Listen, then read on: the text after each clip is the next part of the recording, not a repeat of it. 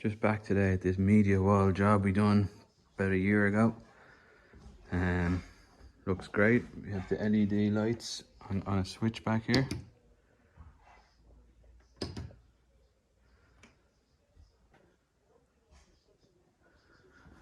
The LEDs are hidden up behind, which gives a nice effect. Now a lot of people had questions about this side here as to why it was left away from the wall, why there was a gap there.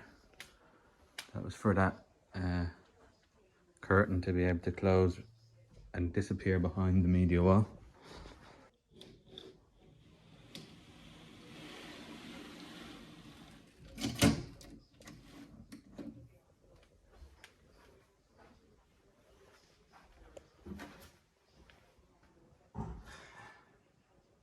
Yeah, it's all turned out very well, I have to say.